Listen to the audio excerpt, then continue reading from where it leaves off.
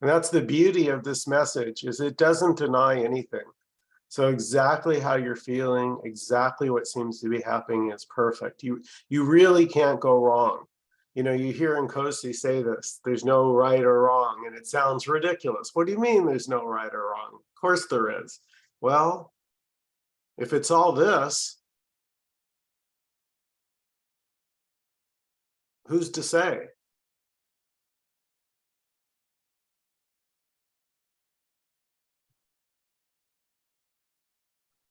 See, what is isn't what you think it is.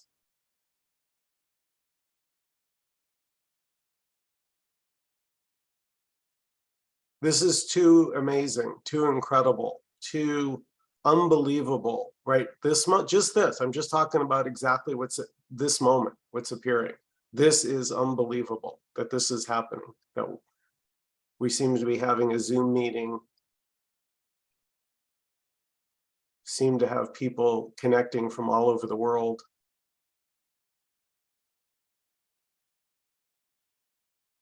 So the miracle is everywhere and everything at all times. And it's never not been that way. We just didn't, we were so preoccupied, we were lost in thought.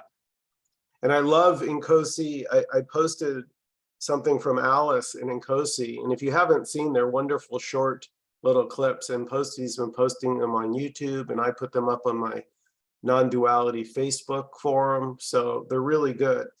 And you know, he's so simple, which I love. He just pointed out, well, there's just thoughts talking to thoughts. That's all that's ever been going on up there. A thought, and then a thought, and then another thought, and that. There's not a me in there.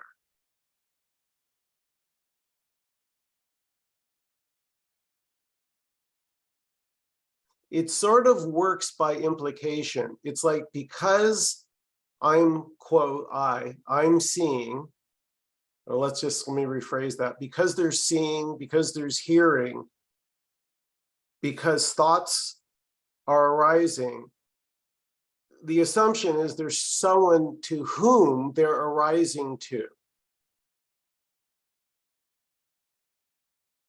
And so that's what we look at this non-duality, so-called non-duality meeting, is we just go into it. There's no arguing, we're not fighting, I'm not here to disagree, I'm not here to get you to agree. We're just looking. Could it be that all this time in story, doesn't matter how many years, 20, 30, 40, 50, 60, whatever, that I mistook myself for something that I've never been?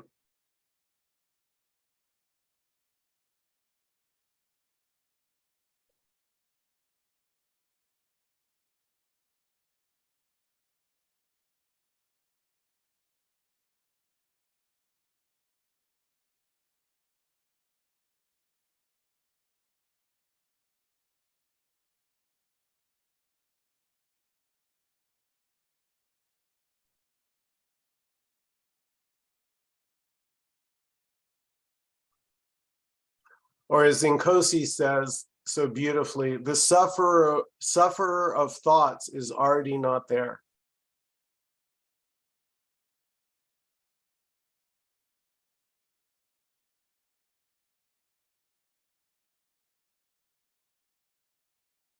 So maybe there was never a mistake.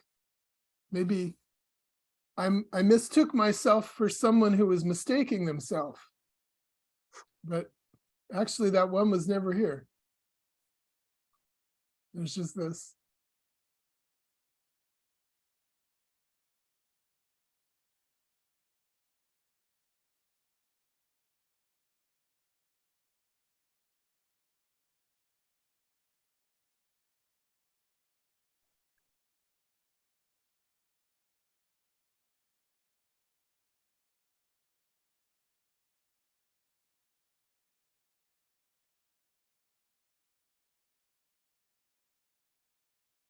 So we can, let me let Joanna in.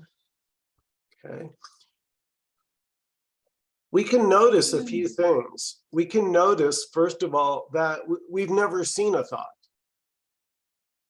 Nobody's ever seen a thought. Can't find them, can't grab one.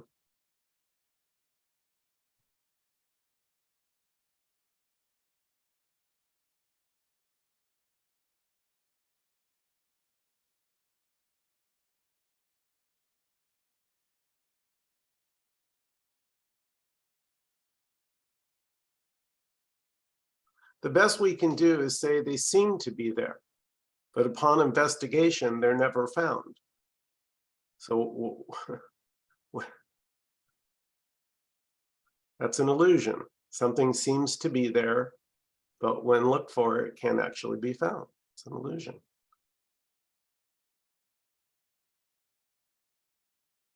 But that's no trivial thing. That's quite a masterpiece. You know what I mean? A lot of people get frustrated. Oh, I'm being tricked. I've been deceived. Well, first of all, there's no one there to be deceived. And second of all, the message is not that you've been deceived, it's that the miracle is everything.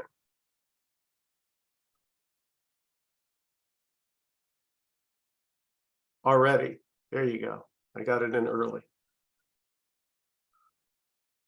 So there's no getting, there's no doing. That's why Nkosi and I don't ever talk about a path. We don't ever give instructions, do this, and then you'll transcend the me. No. The message here, loud and clear, is there's already not a me there. That's our starting point. No me. And now we just notice all the ways that we act like there is a me there. And we can notice that.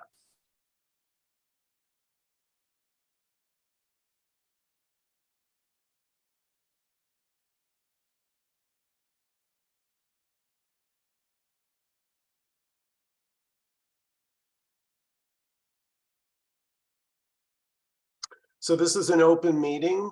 Everybody's invited to participate. Please unmute and feel free to jump in with your comment or question.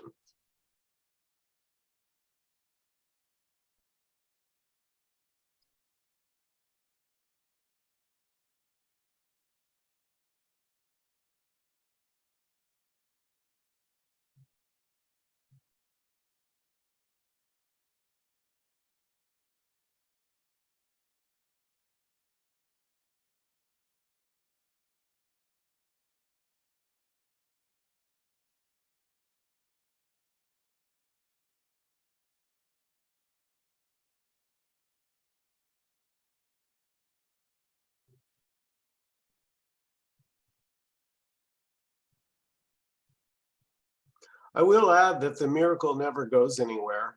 It's always here, present. Where would it go? It's just that the story can seem so real and so convincing and so believable that it just takes us away. Gone with the wind. There you go.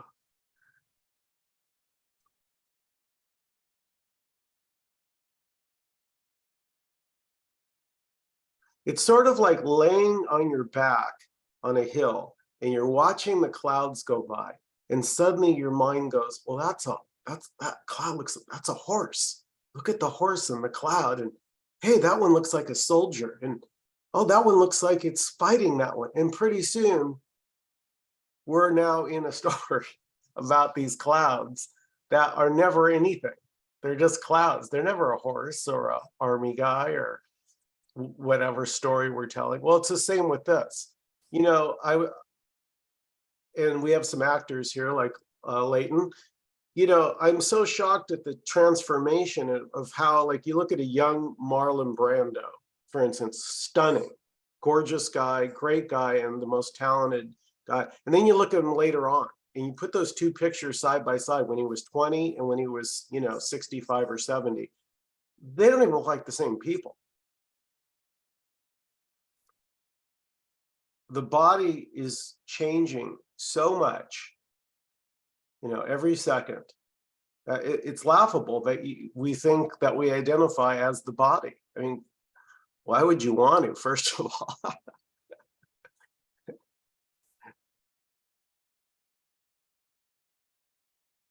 And the trap is, if you happen to be blessed, which I don't have to worry about this, but if you got a particularly gorgeous body, then you could believe the stories that people tell you about how good looking and beautiful you are. And then when they start to go, oh boy.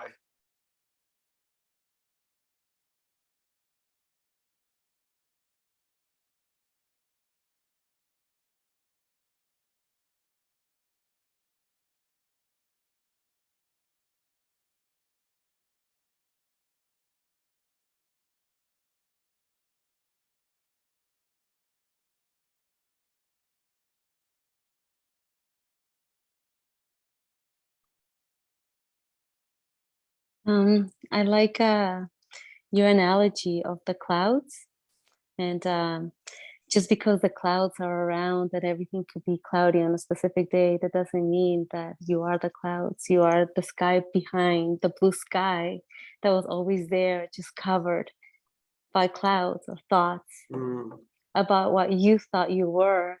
And no one could ever take away what you really are. And I think that's the most beautiful um, gift that we could ever have, because no matter how many clouds are there, you're beautiful anyway. You are magnificent, you know, and we forget that. Yeah. You know, when we have all these thoughts and believe that we're this body that dies. Just wanted to add to that analogy. Yeah, no, that's great, Shirley. You know, it is really good that you can't get enlightenment. It's really good. Why? Because if you could get it, you could lose it.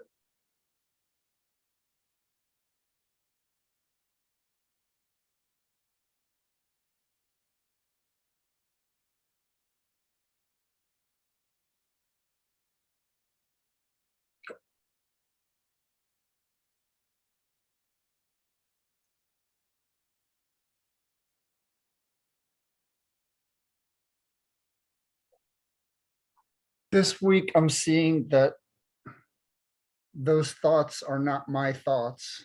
And that's a pretty amazing, very freeing, because when the thoughts are my thoughts, then I have to get rid of them because there's something wrong. If those are my thoughts, I'm thinking too much. It's all about a me. But when they're just an appearance, like everything else, then it's just like, oh, there's the Puget Sound over there, and there's a thought, and like none of it has anything to do with me. So I can drop my, it's not intimidating anymore. So it's like, oh, it's kind of more like there's the appearance of focusing on a thought, and then there's the appearance of focusing on the Puget Sound. And seemed like there was more focus on the Puget Sound this week.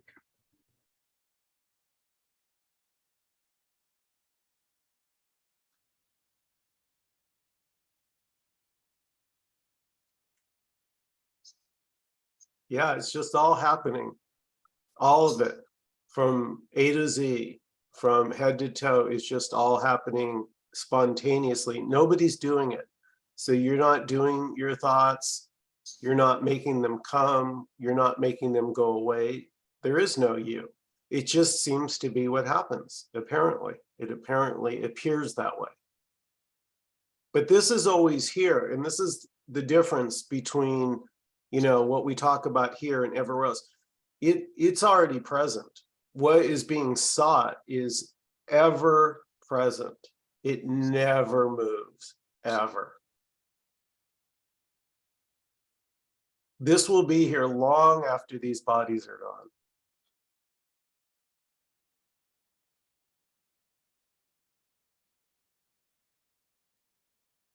And this was here before these bodies arrived. That's how we know it'll be here. So nobody, it sounds funny to say, you know, to think that you once thought you owned something, at least to me at this point. To talk about ownership of anything makes, just doesn't make any sense to me. And really, this whole seeming world is built on ownership. Who owns what, how much they have, you know, who's trying to take somebody else's, what they think they own.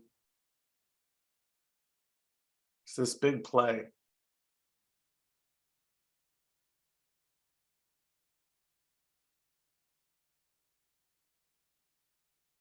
And this loves to play, and it has no particular way of playing. So it can play in all ways. Serious, humorous, jealous, angry, loving. This doesn't exclude anything.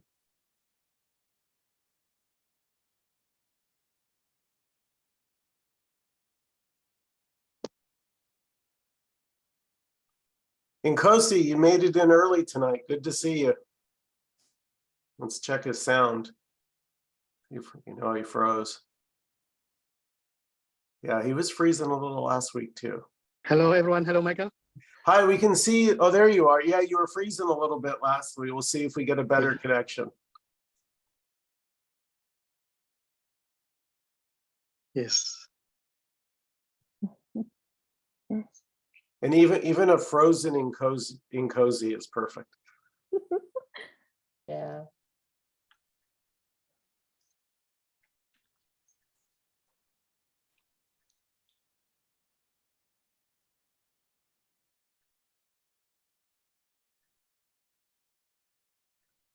Yeah, Nkosi, we were just talking about how it's just thoughts. Talking, as you said so beautifully to Alice in that video you posted, thoughts, talking to other thoughts, apparently arguing with thought getting mad at thought.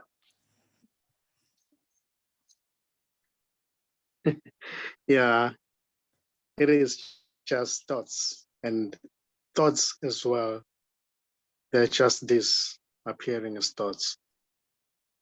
So there's no journey already to get to anywhere. You know, there are no steps. There's no process, because it's just everything appearing as thoughts, talking to themselves.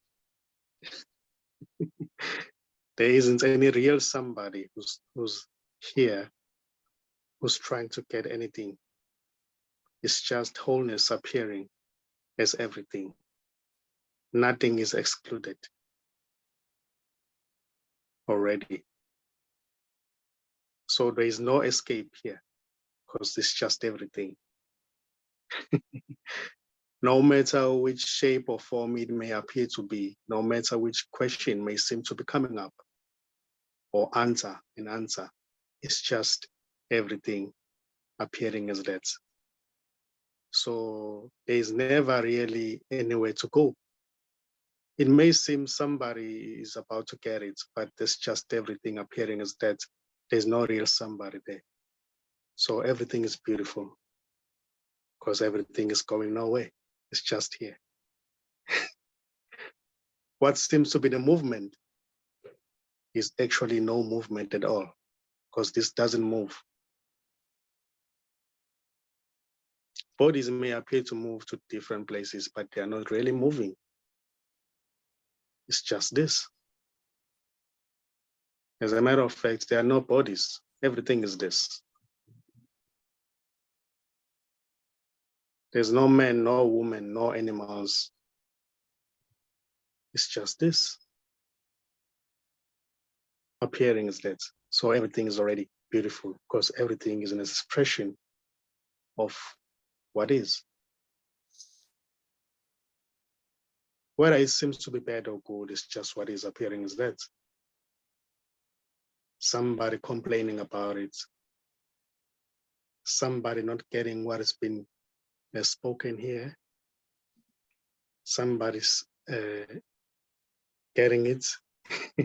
It's just everything appearing as that. So it's just meaningless. It's just this. No, it's going nowhere. So concepts may be used, words may be used as concepts just to describe that which is beyond any description.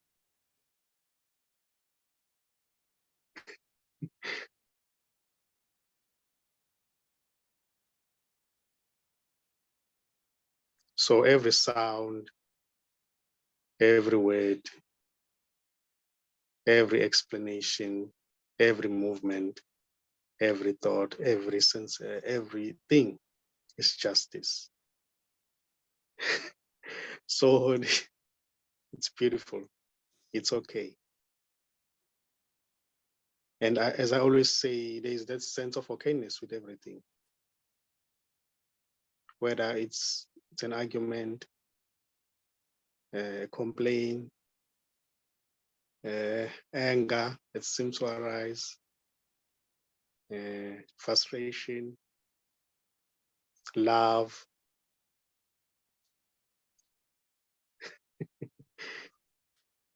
Everything is okay because there's no doer of anything here. Because even what seems to be the doer is already this. Somebody taking a decision. It's just everything taking a decision. There is never really a real somebody who's there who can take any decision to do anything.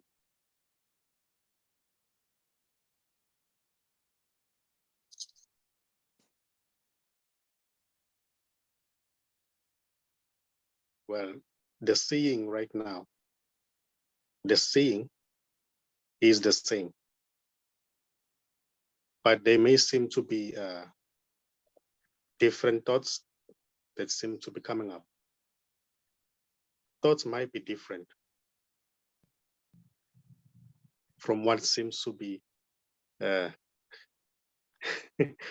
different people, different bodies. Thought might be different, but the seeing is the same. A thought of a bird may appear to somebody, a thought of a snake or a car, a house may appear. That can somehow be the difference. But the seeing right now as it is the same. And it's not somebody who's seeing. It's just seeing. And yet thoughts as well, they are also an expression of everything. So they are one. They can be different, but they're just coming from the same place.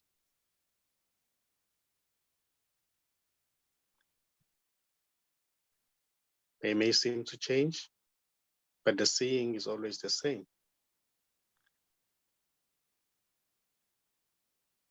The activity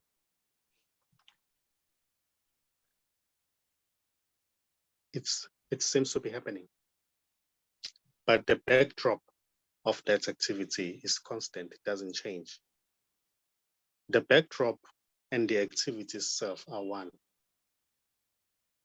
There's no separation. So everything is beautiful.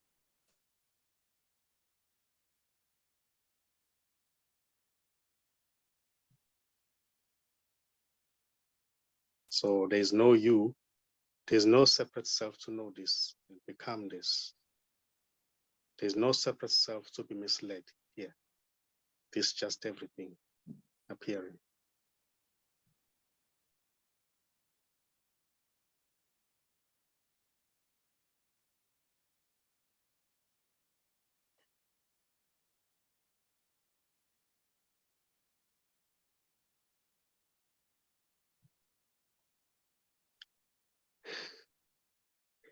Yeah, it seems to be coming up. Yeah, it's so beautiful. And as you were talking, Nkosi, I was sitting here and I was noticing how the stuff that you and I say, there was a time, right, where it was mind-blowing. Like you'd hear it and you go, no way. But now it sounds completely normal to me.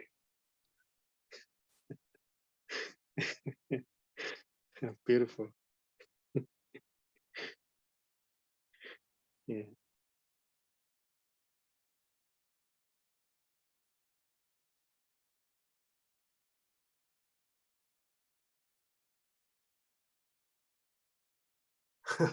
Thomas. I just saw you shaking your head. I was just thinking that, like, you captured it when you said, like, no way, like, it's so mind blowing. Like, I love that.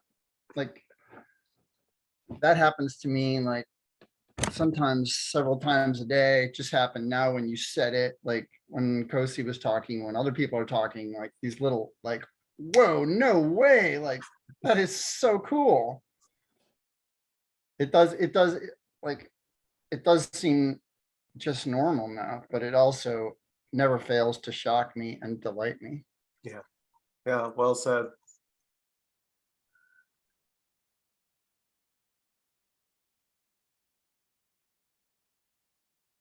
Because it is both, Thomas. It's the mundane. It's a piece of trash on the ground. But it's that piece of trash isn't a piece of trash. That piece of trash is a miracle.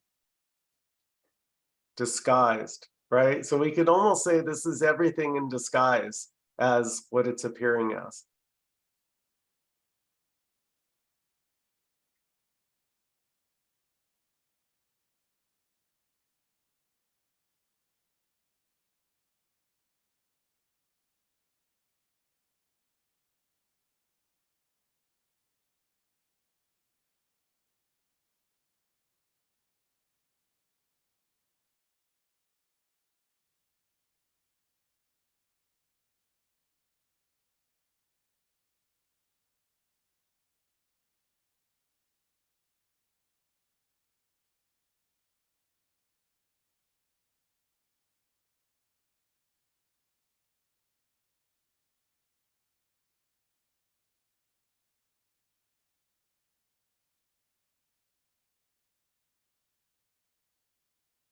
You know, if we took a body and we cut it open, will we find a me inside it?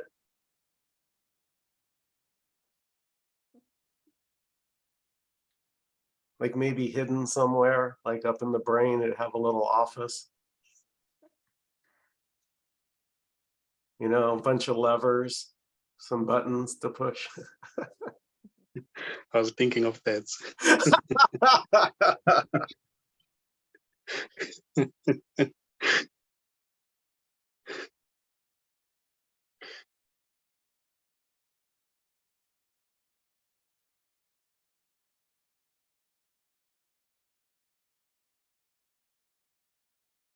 So is the material and the immaterial, is there a distinction between when we talk about something existing, is there a distinction whether it exists in a material way or in an immaterial way?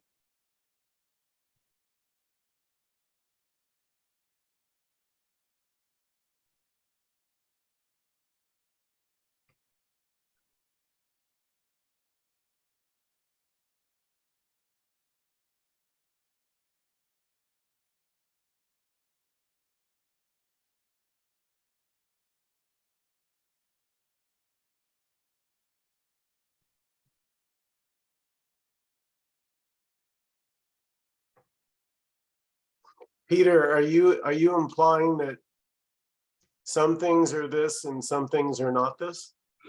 No, it just occurred when you said, let's cut up the body and look for, is there a me there? And I thought, well, you know, you're looking in the material realm for that me. And if so, I don't know the answer, by the way, it was an honest question, whether, you know, whether we define something exists when it can be found in the material realm. Well, I mean, there is some logic behind that, because if I tell you I have a leprechaun in my closet and you go in there and you don't see anything, then I'm imagining it. Yeah, but you can never experience reality. First of all, there's no one to experience that reality. And even if they were, it would be filtered through the senses, which couldn't prove that it's not a disembodied brain in an aquarium being fed data. Like, you never know. There's no way to experience reality. There's no one to experience reality. And it's illogical to say that there could be someone to experience reality. But if you wanted to go out on a limb and somehow pretend that there could be someone, then that entity could not experience reality. It would it would never know what it was seeing. UG Krishnamurti, I listen to lots of gurus, including all of you. And I listen to UG Krishnamurti once in a while, and he says, the body does not know that it is alive. It's really cool. It's like, whoa, that's cool.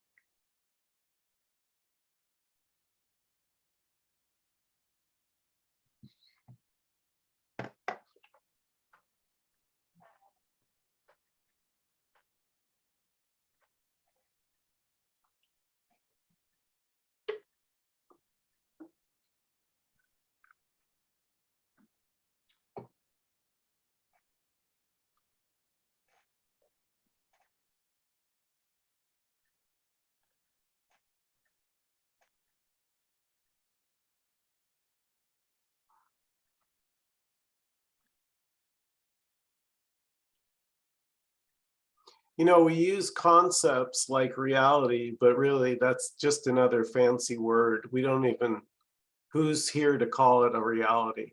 Who would know that? I mean, that's why this is talked about sometimes, at least I do, as unknowing.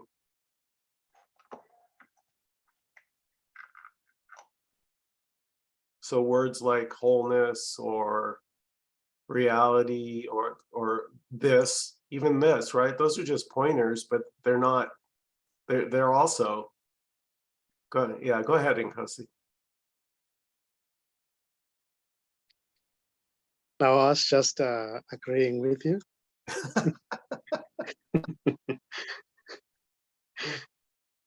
Yeah, nothing seems to be coming up. Okay.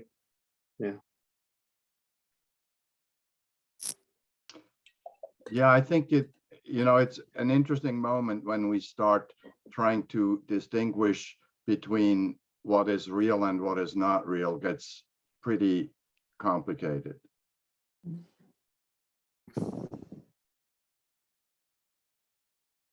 Yeah, who's to say? Right, exactly.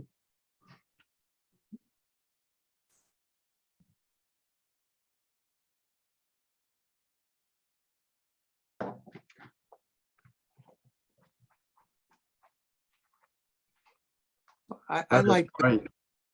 I was just going to add that is why there is entire libraries full of folks who have explored it and talked about it and developed language to go into it in a theoretical, conceptual way, of course.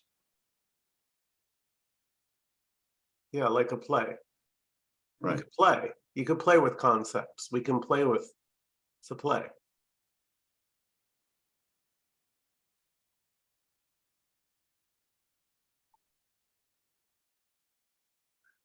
I like this teaching and the pointing that we're pointing to, but what if it's sorry, what if it's all wrong? So it's beautiful what we're speaking. I love it. I'm growing. In the end, say upon death, physical death, what if it was all wrong? What if this is not the way it is, what we're all pointing to? What if it's not that way, that it's another way, and then we missed it? Hey, Don, Yeah. what way are we saying it is here?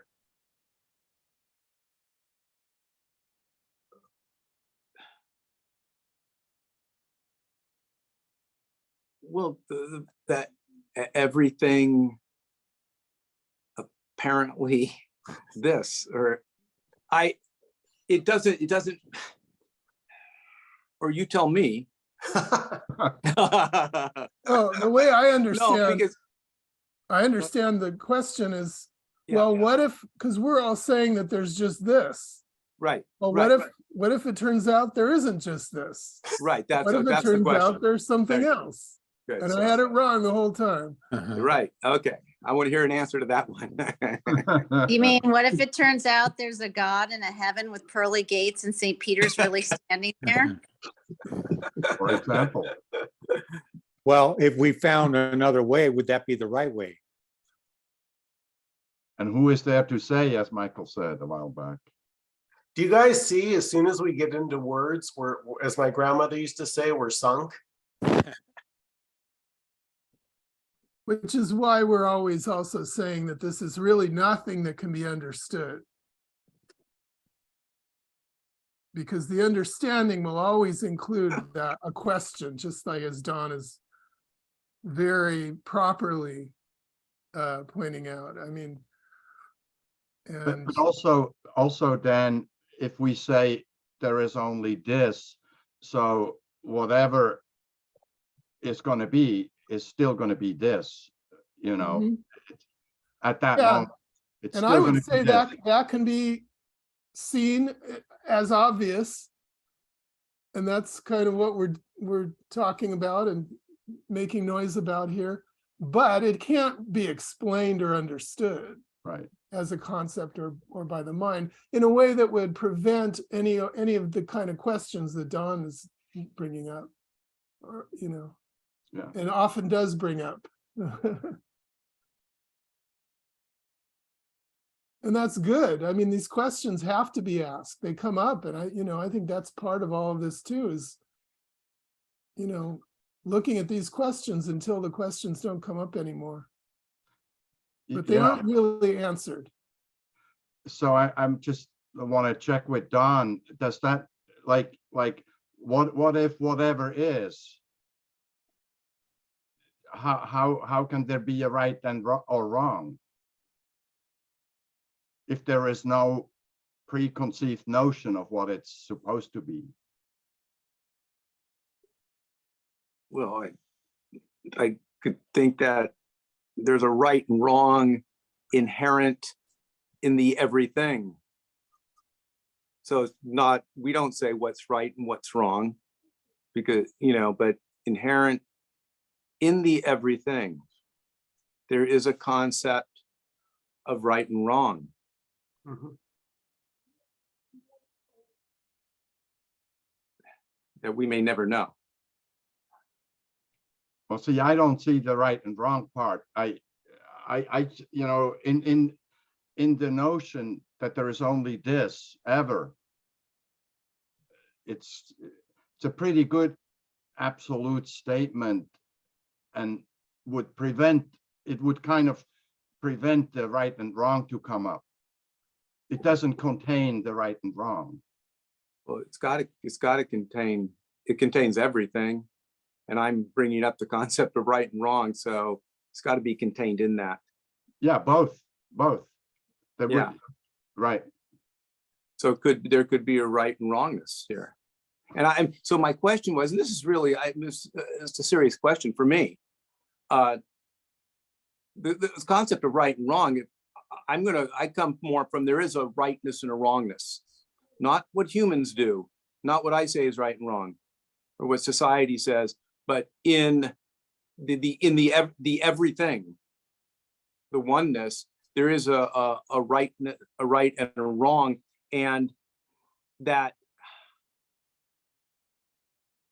I would hope in my practice or my life that I move towards the rightness of that, as opposed to the wrongness of that.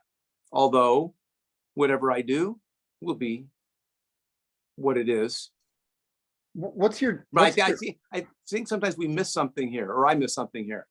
I think it's like a little bit like, well, I don't have to do that. Because what maybe is your there's something baseline? What's your baseline? Like, okay, so like I could say that like Buddha or Jesus or somebody said something. Like I'm curious about what is the foundation, like what might you say, like there must be some basis for what you're saying. What is it that's right and wrong? For me, it would just be I'd call my inner knowingness, my intuition, whatever word you'd want to use. Yeah, like, so you wouldn't go over and kick a baby seal. Well, I wouldn't personally, yeah. Yeah, I wouldn't either. And I think there's something in not going and kicking a baby seal.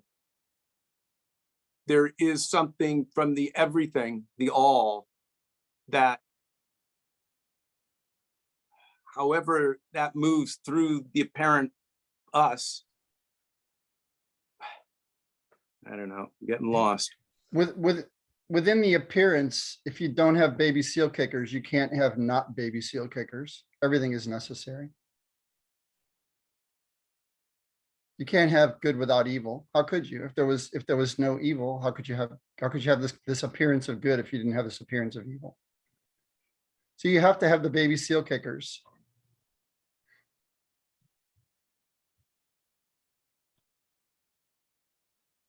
I don't want to kick the baby seals. And it's like I don't want to hurt anybody on any level. And somehow I keep thinking when I practice this, it's like, well, I have no choice in, oh God. I don't know. And Nkosi, you can talk if you want. If you have any idea of what I'm trying to say. Or anybody, but yeah, you know, I'm here.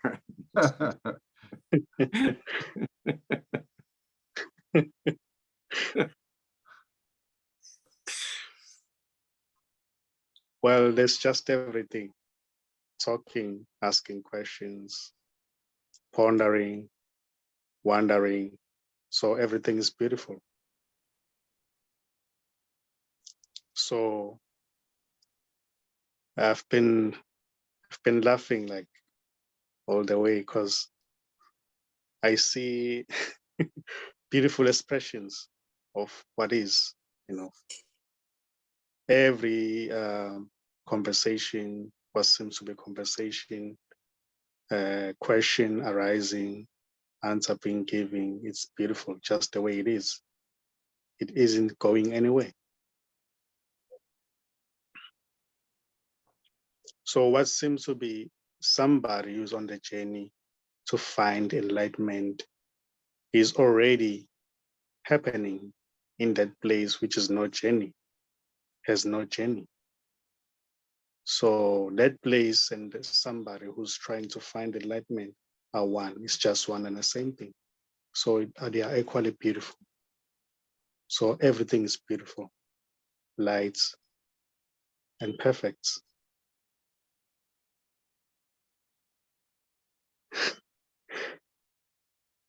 There isn't a real you who's looking for answers. It's just wholeness appearing as a you who's searching, looking for answers.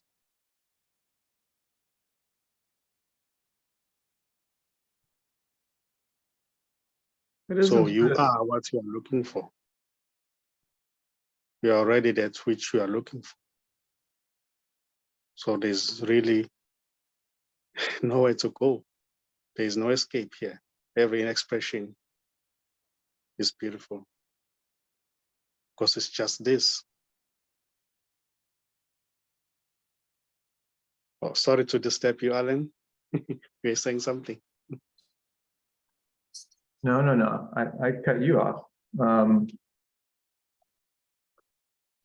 First of all, I think, Don, it's a brilliant question, because when we are on this group, you could call it a philosophy, right? You can't get around that no matter what, even if we're talking about everything as this. So I think part of it, Don, is that I resonate with one thing you said too, which is I do feel like whether you call it intuition or resonating, and I do feel it's experiential. It could be, and we can say, well, who is it that's experiencing it? We can say it's the me, but then that's this too. And so I think, Don, that whether you call it intuition or what have you, I relate to it because I feel like my experience, even though we can say it's mine, changes based on things that I do or don't do. And I think that's perfect. And because it's this, and you can't avoid it. And that's, I think, a wonderful thing. So Don, if you are experiencing what you're experiencing, and whatever works for you as far as I see it is perfect, because it's this too.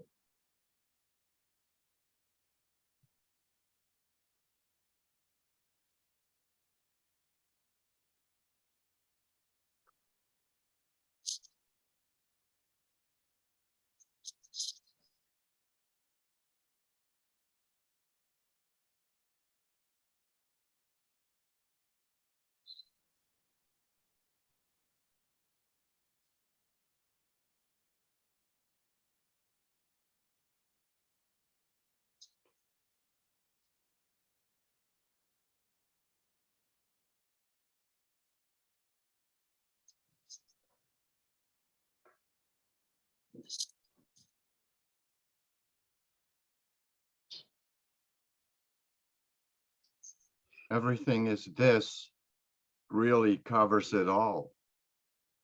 There isn't really much. There isn't anything that isn't covered by that. And I would say we could agree with that, Peter, but we could also say that's still a philosophy, which is Don's point, I think. And that would be also covered. Correct. That's so true, Alan. It, like, if you say something once, it's like poetic, and if you say it twice, it's cliche and dogma. But that would be, I appreciate that, Thomas, but you could say it's all this too, though, even if it is a cliche. Absolutely. It's, as Nkosi says, it's hiding from itself, and it's really hiding from itself. It's not going to find itself. It doesn't want to find itself. It wants to love itself and play. It's a play, yes. Speaking of plays, I'm going to plug Nkosi, and one of Nkosi. I can't remember if it was Alice or Charles, but Nkosi used an incredible, I've never heard the metaphor. It reminded me of Michael's great metaphor. He uses a lot about the movie screen and the movie playing. And Nkosi said one I hadn't heard before, which is the stage. And then the actors show up on the stage. But the stage is there before the actors show up, and the stage is there when the actors are there, and the stage is there when the actors leave. So if that helps anybody out there, I thought that was a brilliant metaphor, Nkosi. You're welcome, Alan. Yeah, we can say that this doesn't go anywhere. It's eternal.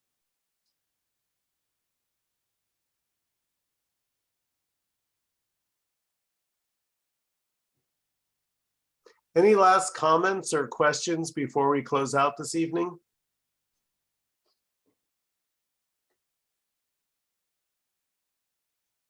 Just thank you and happy Thanksgiving to everybody that celebrates. Yeah. Same to you. Thank you, Alan. Yeah, Alan. Me too. A lot to be thankful for. I saw kind of a funny cartoon. It was a turkey, and he was selling T-shirts that had a picture of a skinny turkey on the front, so that turkeys could buy it and put it on and look skinny, so nobody would want to kill, Oh, would want to eat them. Yeah. I think I'm gonna say something about a turkey wearing a picture of a human. No. Yeah, the thing I love about when Nkosi says, all is this, and then this part, including what seems to be an exception.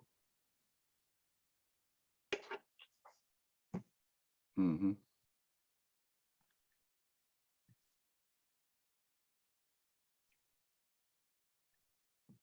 Thank you guys for coming so much. We love and appreciate all of you. Have a great Thanksgiving, everyone. Thank Nkosi, everyone. thank you, You brother. take care. Have a great night, Thank you. everybody. Bye, everybody. Bye. Thanks. Good night.